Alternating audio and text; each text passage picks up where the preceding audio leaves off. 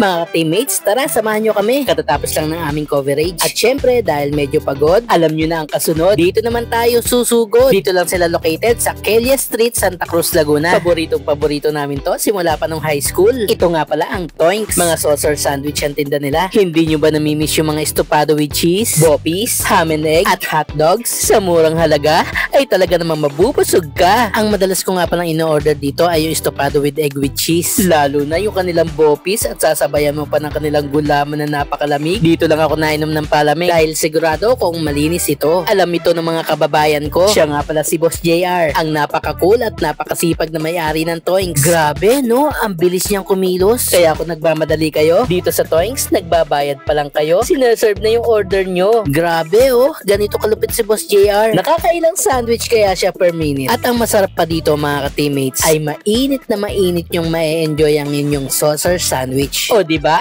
Kwento lang ako ng kwento dito, hindi ko namamalaya na tapos na pala ang order ko. Ang in-order ko nga pala is estopado with egg with cheese. Ang sarap niyan mga ka-teammates, promise. Malapit nga lang pala sila sa Pedro Guevara, pero meron din silang pwesto doon sa may gilid ng school. Ipagtanong nyo lang sila sa mga estudyante at sigurado ituturo nila kayo dito. O Kuya Os, vlog takeover. Magandang umaga sa inyo lahat. Andito kami kay JJ.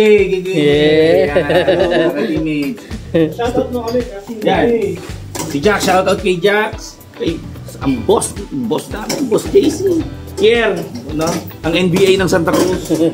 Si Boss Chan.